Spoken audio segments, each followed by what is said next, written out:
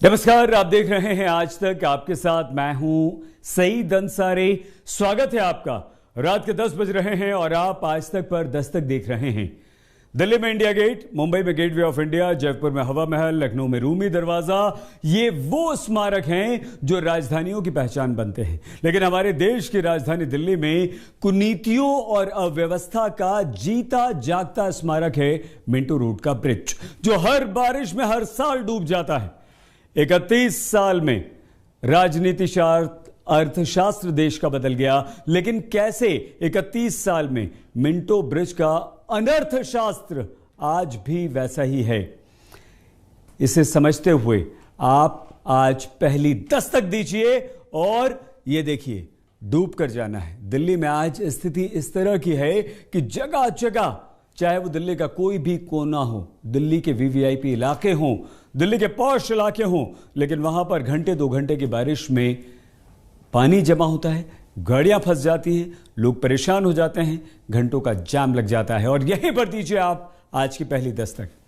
है सड़कों पर 1.5 से 2 फीट का पानी है। दिल्ली में बारिश होती है तो वाटर लॉगिंग का प्रतीक ये मिंटो ब्रिज होता है।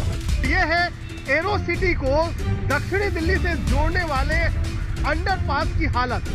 आईटीओ के इलाके में जहां पर आप देख सकते हैं कि पानी घुटनों तक भर चुका है। इधर शिवाजी मेट्रो स्टेशन है। यहाँ की स्थिति आप देखिए कि मेट्रो स्टेशन के पास तक पानी भर गया है।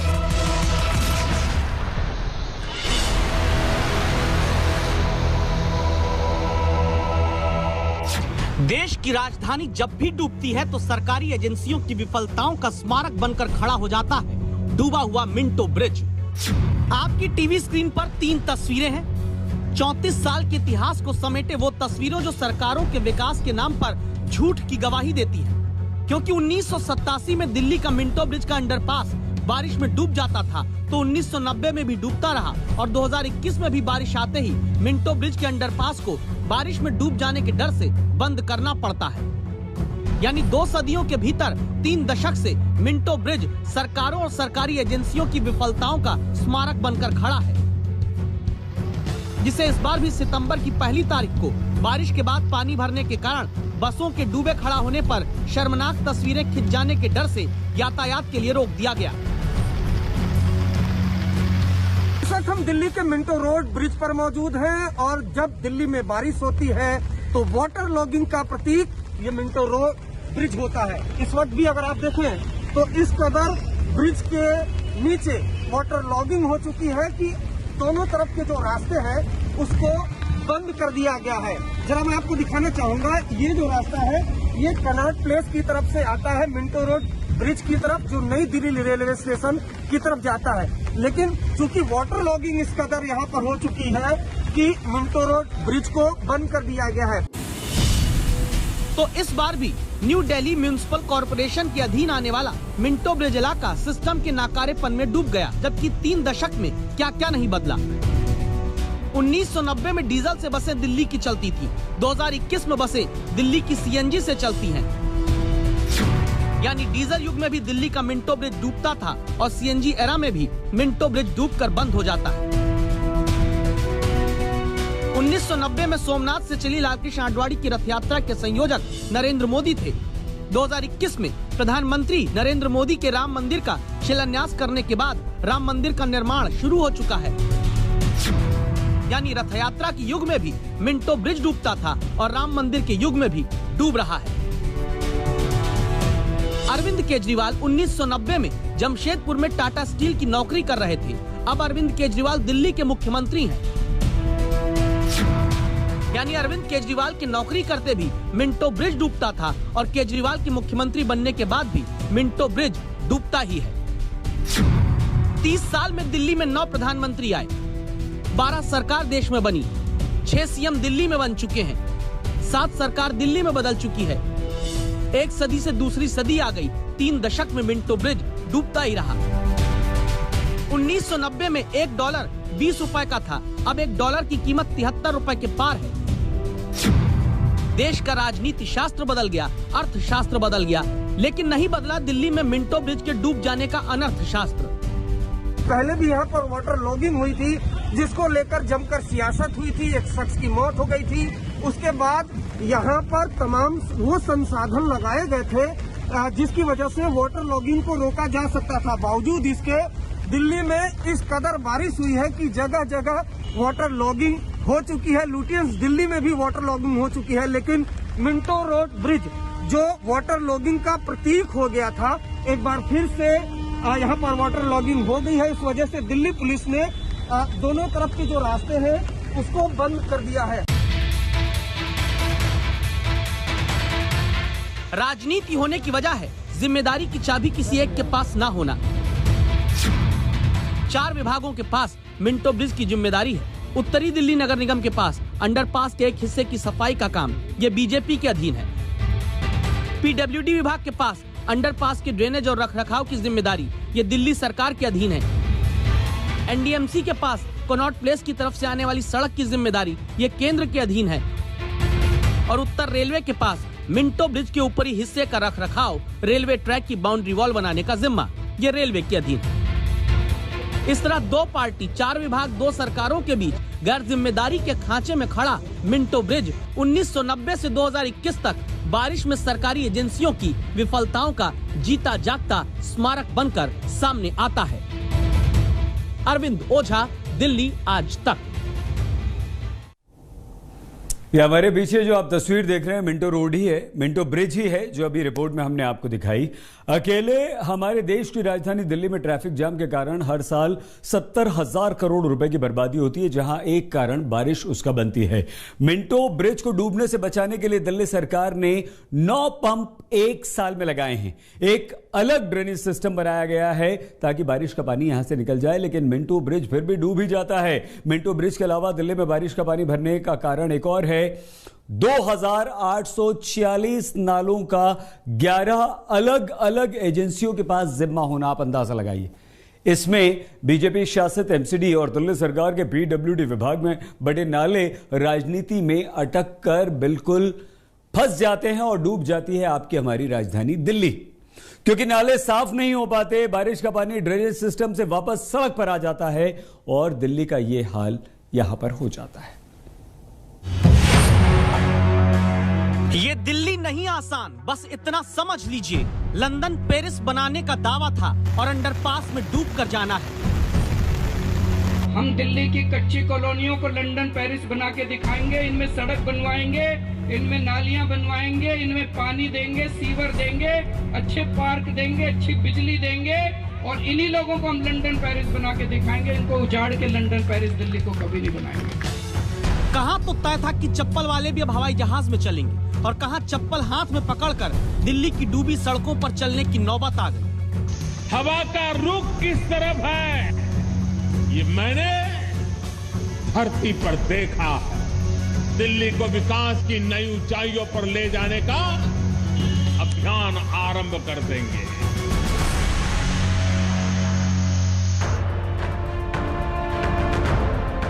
देश की राजधानी जहां केंद्र और दिल्ली सरकार के अधीन तमाम एजेंसियां आती हैं, उन एजेंसियों के विकास का शौर्य कहिए कि जिस सिलेंडर को खरीदने के लिए महंगी गैस के कारण आम आदमी की जेब बही जा रही है, उस आम आदमी का बदला बारिश दिल्ली की सड़कों पर सिलेंडर बहाने पर उतारू होकर ले रही है।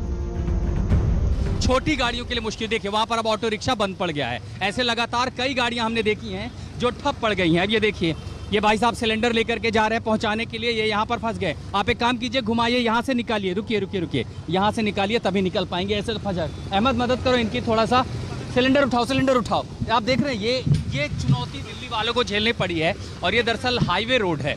अब यहाँ पर दिक्कतें ऐसी है कि अगर छोटी गाड़ी है तो फंस जाएगी, साइकिल वाले हैं, महिलाएं कई बार अगर अकेले जा रही हैं तो उनके लिए चुनौती है कि आखिर मदद कैसे हो। आप एक काम कीजिए, इसको निकालिए, मैं गाड़ी पीछे करने की कोशिश करता हूँ। हमें निकालना होगा यहाँ से, नहीं तो बह जाएगा सिलेंडर। जब कारें सड़कों पर फव्वारा छोड़कर चलने लग जाएं और देश की राजधानी में करोड़ों के बंगले वाले इलाके भी पानी हो जाएं, और जब अंडरपास राजधानी की गाड़ियों को अपने भीतर आने का साहस जुटाने की चुनौती देने लग जाए, तो पूछिए दस्तक देकर कि ये कैसी राजधानी। ये दरिया ये दिल्ली है। जी हाँ, अगर यहाँ आपको एक पार से दूसरे पार होना है तो शायद तैर कर ही जाना होगा। चाहे आप गाड़ी में हो, बाइक पर हो, पैदल हो, हर जगह यही हालत है। और ये है एरो सिटी को दक्षिणी दिल्ली से जोड़ने वाले अंडरपास की हालत। देखिए कि किस तरीके से यहाँ सड़क बन गई है, पूरी तरह से दरिया, नदी, एक पार से दूसरे पार होना इतना मुश्किल है कि दूसरी तरफ की तस्वीर हम आपको दिखाएं कि कारों का जमावड़ा दूसरी तरफ लग गया है, क्योंकि पूरी तरह अंडरपास लबालब भरा है।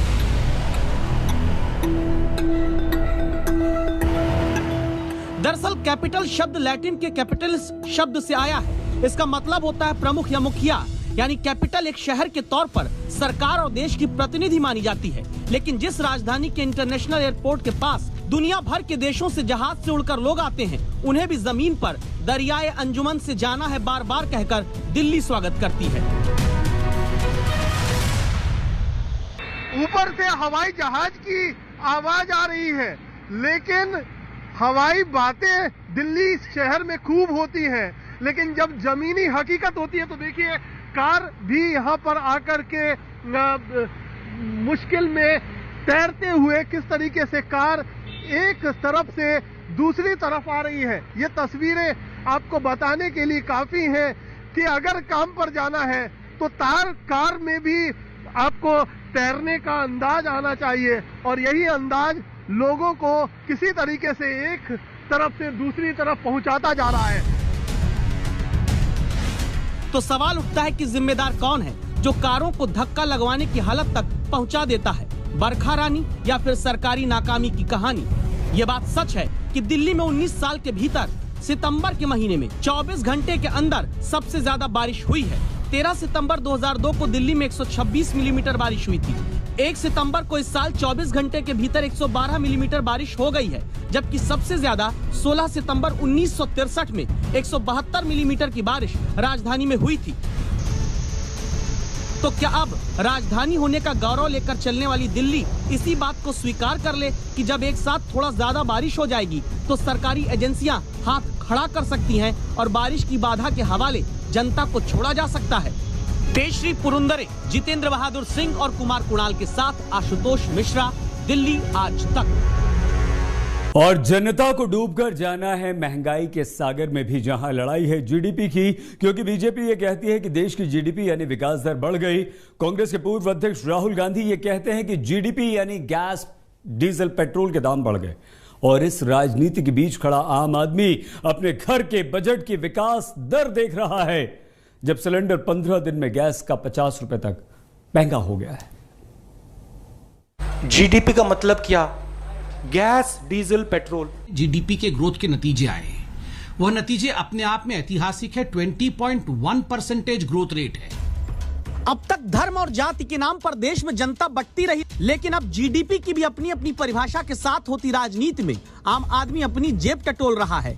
क्यों? क्योंकि जब बीजेपी कहती कि जीडीपी यानी ग्रॉस डोमेस्टिक प्रोडक्ट यानी देश की विकास दर जून की तिमाही में भारी उछाल के साथ 20% हो गई, तब कांग्रेस जीडीपी का जिक्र महंगाई के मोर्चे पर करते हुए कहती है कि जीडीपी यानी गैस, डीजल, पेट्रोल के दाम लगातार बढ़ रहे हैं।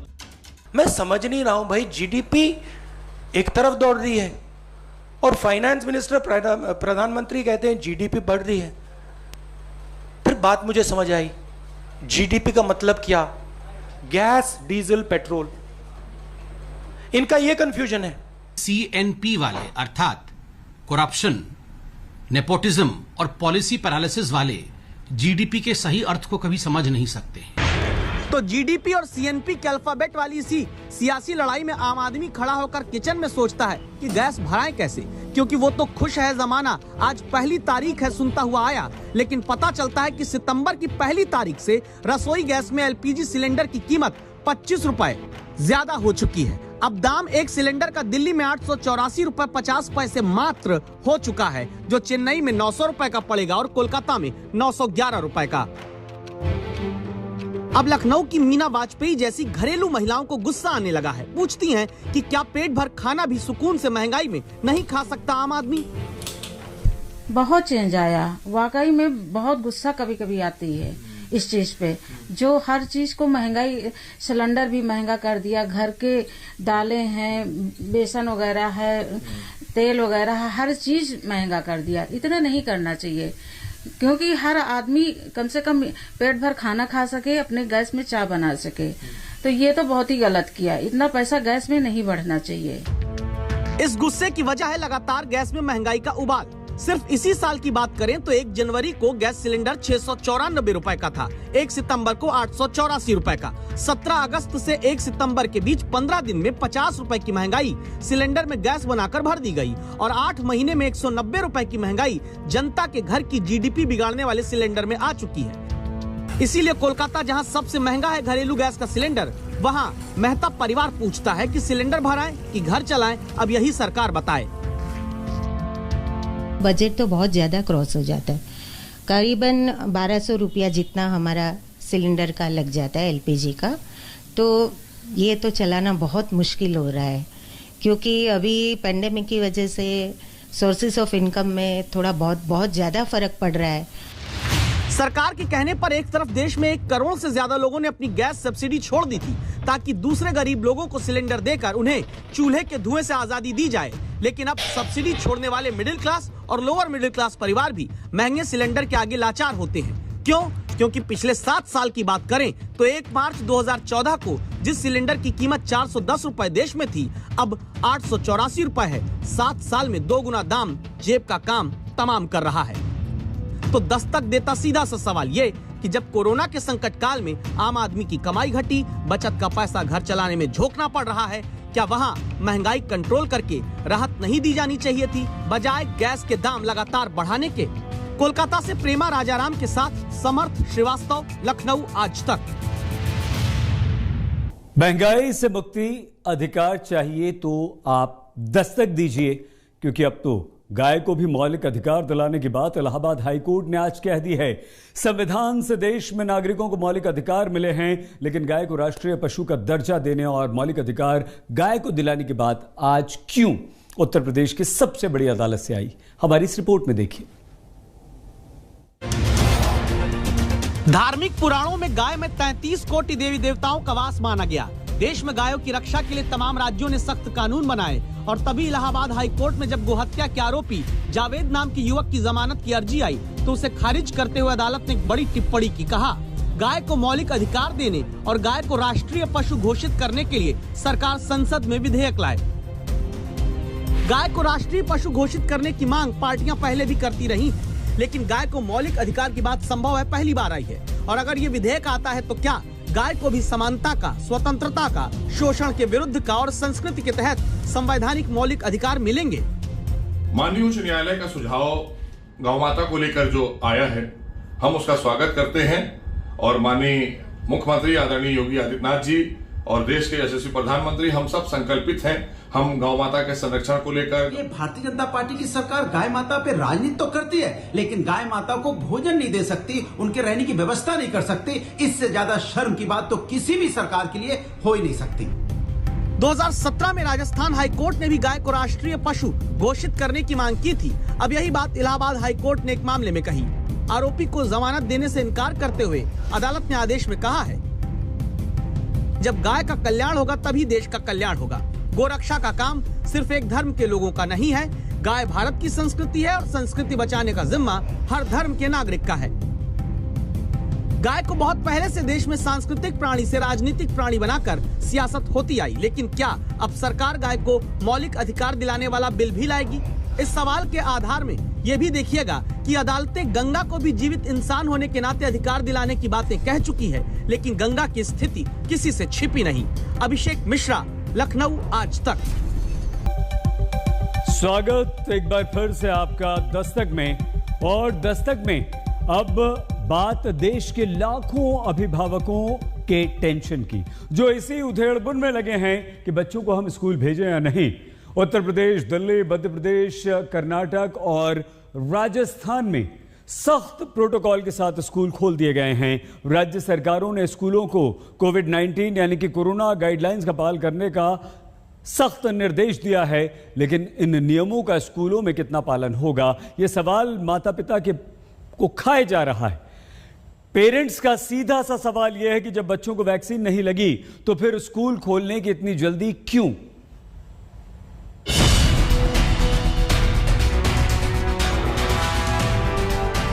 सर डर तो रहता ही है, बट घर पे कब तक बैठे रहेंगे, सो वो पढ़ाई को थोड़ा अफेक्ट कर रहा था।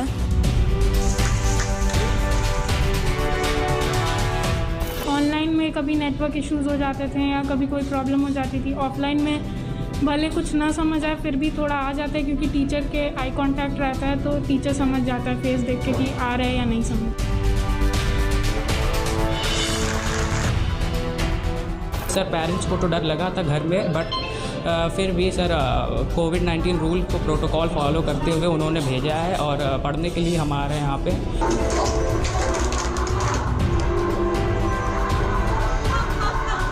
स्कूल आने के बाद अच्छा लग रहा है हम लोग को।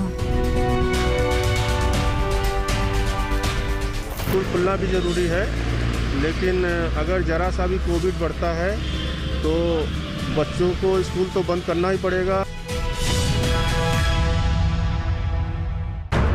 लैपटॉप और मोबाइल में आंखें गड़ाकर पढ़ना कितना मुश्किल था, ये कोई बच्चों से पूछे। इसीलिए कोरोना के खतरे के बीच बच्चों को जब स्कूल जाने का मौका मिला तो उनके चेहरे खिल गए। देश भर में जहां भी स्कूल खुले वहां पढ़ाई को लेकर बच्चों का जोश आई दिखा। सोशल डिस्टेंसिंग को लेकर छोटे छोटे बच्चे बड़ों से भी ज्यादा समझदार निकले। उचित दूरी का पालन करते हुए वो अपनी क्लास पहुंचे और मास्क पहनकर पढ़ते देखे। दोस्तों से मिलने और स्कूल में लौटकर बच्चे तो खुश हैं, लेकिन लखनऊ की अंजू यादव जैसे लाखों माता पिता परेशान हैं। डर यही है कि अब मैंने बच्चे बाहर निकलेंगे तो कहीं इधर उधर कुछ छुएंगे, एथी करेंगे, यही का डर है और कोई बात की डर नहीं है। क्या लगता है वैक्सीन को लेकर के भी इंतजार है कि वैक्सीन आ जाती तो बेटर? हाँ, आ जाता तो बच्चों को लग जाता तो इतना डर नहीं बना रहता जितना डर बना है, यही बात है। तो जिनके बच्चों के स्कूल खुल गए हैं वो माता पिता चिंता से भरे हुए हैं। वो सोच रहे हैं कि कोरोना से डरें या पढ़ाई का नुकसान होने दें। हर माता पिता की यही दुविधा है कि बच्चों को स्कूल भेजने पर इन्फेक्शन का खतरा है और न भेजने पर पढ़ाई के नुकसान का डर। अभिभावकों के इसी कंफ्यूजन के बीच बच्चे बस्ता लेकर स्कूल पहुंचना शुरू हो गए हैं, जिनका तिलक लगाकर स्वागत किया जा रहा है। राजस्थान के अलवर में तिलक लगाकर स्कूल आने वाले बच्चों का स्वागत किया गया। राजस्थान सरकार ने 50% क्षमता के साथ स्कूलों में दोबारा पढ़ाई शुरू की है, जिसे लेकर बच्चों और शिक्षकों में गजब का उत्साह है।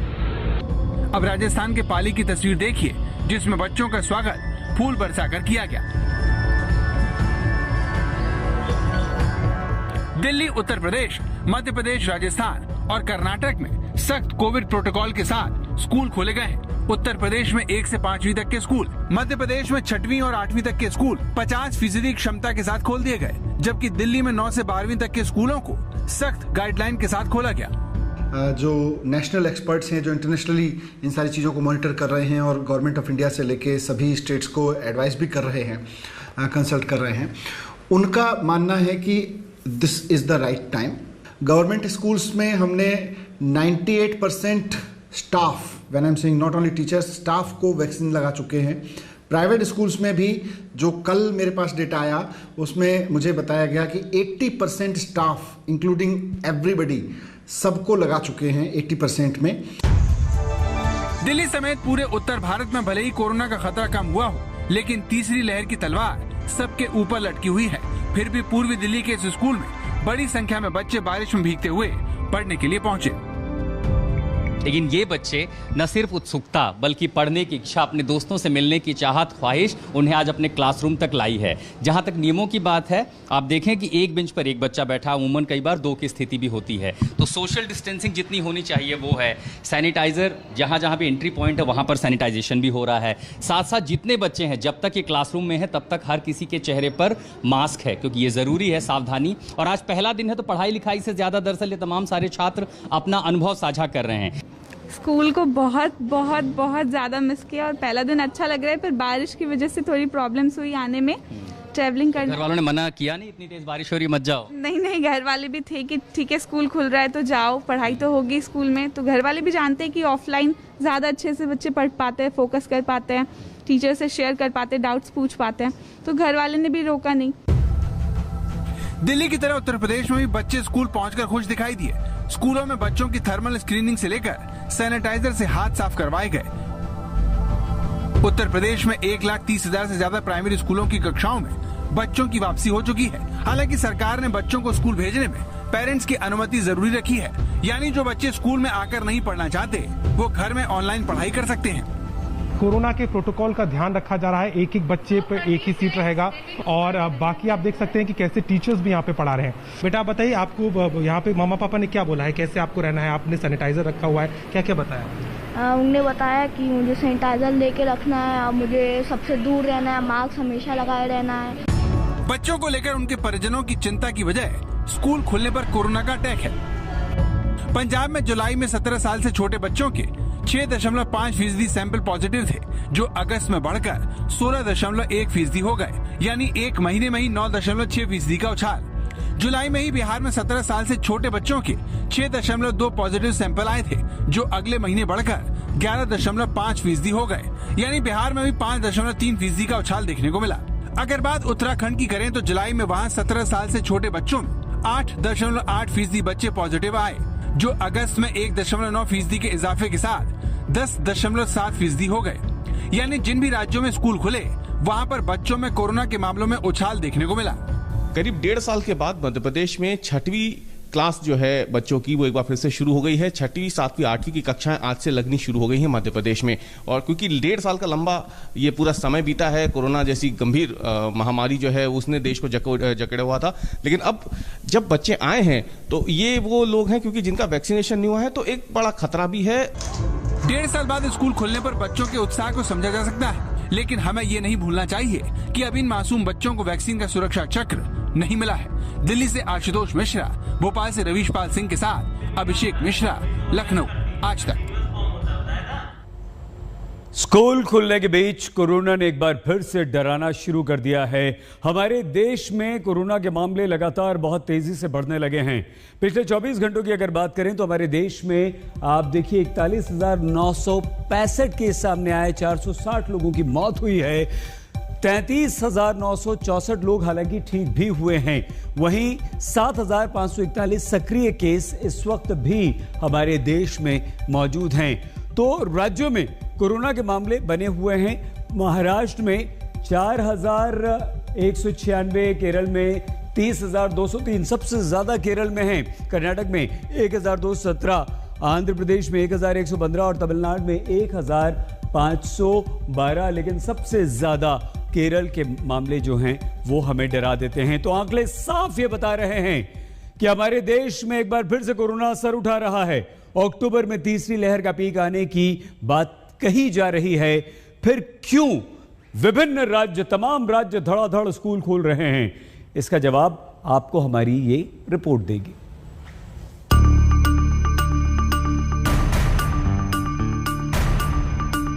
स्कूल खोलना जबकि अभी तक बच्चों के लिए कोई वैक्सीन भी नहीं आई है, मैं समझता हूँ बच्चों की बलि देने जैसा होगा। मैं अपने वार्ड को भी स्कूल में नहीं भेजना चाहता क्योंकि मेरा और मेरी वाइफ का वैक्सीनेशन नहीं हुआ है और मेरी डॉटर का भी वैक्सीनेशन किसी तरीके से नहीं हुआ है। सरकार कहती है कि बहुत जरूरी होने पर ही घर से निकलें। ऐसे में देश भर के लाखों परिजन ये जानना चाहते हैं कि जिन बच्चों को वैक्सीन लगना अभी बाकी हो, उन्हें कोरोना के खतरे के बीच स्कूल क्यों भेजा जा रहा है। दिल्ली सरकार और केंद्र सरकार दोनों से हाथ जोड़कर विनती करती हूँ कि जब तक बच्चों के लिए वैक्सीनेशन नहीं आए, कृपया करके स्कूल ना खोलें। बच्चों को इस महीने वैक्सीन लगने की उम्मीद है, लेकिन भारत में पेरेंट्स की चिंता अमेरिका ने बढ़ा दी है, जहां बड़ी संख्या में बच्चे कोरोना की चपेट में आ गए हैं। अमेरिका में यह हाल तब है जब वहां 12 साल से ऊपर के बच्चों को वैक्सीन लगनी शुरू हो गई है, जबकि भारत में इस महीने बच्चों की वैक्सीन आने की उम्मीद है। NITM यानी national institute of disaster management के तहत बनाई गई कमेटी भी बच्चों को लेकर सरकार को चेतावनी दे चुकी है। इस कमेटी की अगर माने तो अक्टूबर में कोरोना की तीसरी लहर का पीक आ सकता है। इसका असर बच्चों पर सबसे बुरा होगा। ऐसे में अभी से तैयार रहने की हिदायत दी गई है, लेकिन सरकारें फिर भी स्कूल खोलने को लेकर उत्साहित दिख रही हैं। And then there was a suggestion from the pediatric task force, and we are incorporating that, and we're definitely going to start as early as possible. We'll submit the file to Honorable CM. लेकिन कई विशेषज्ञ school खोलने को लेकर ज्यादा एहतियात के हिमायती हैं। That we should be patient for another 2-3 months till the vaccine arrives, children get vaccinated, and then they go to school. Or are we in a rush to open right now? For what reason? I don't know. अभिभावकों की चिंता इस बात को लेकर है कि क्या स्कूल कोरोना की नई चुनौतियों से निपट पाएगा, क्योंकि कोरोना से बचने का सारा दारोमदार मास्क और सोशल डिस्टेंसिंग पर है।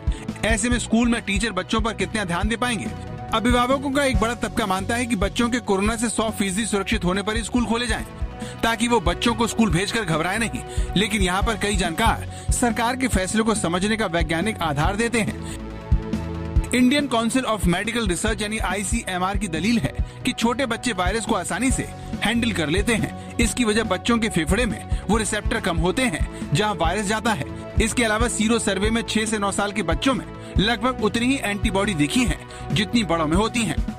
एडवाइस रहेगा कि जहां पे हमारे केस पॉजिटिविटी बहुत कम है, जैसे हम दिल्ली में देख रहे हैं और वो कई दिनों से है, वहां पे स्कूल खोलना ठीक रहेगा, क्योंकि 1.5 साल से स्कूल नहीं चल रहे और कई बच्चे ऐसे हैं जो स्कूल नहीं जा पा रहे क्योंकि उनको ऑनलाइन की फैसिलिटीज नहीं है, वाईफाई नहीं है या स्मार्टफोन या कंप्यूटर नहीं है उनके पास।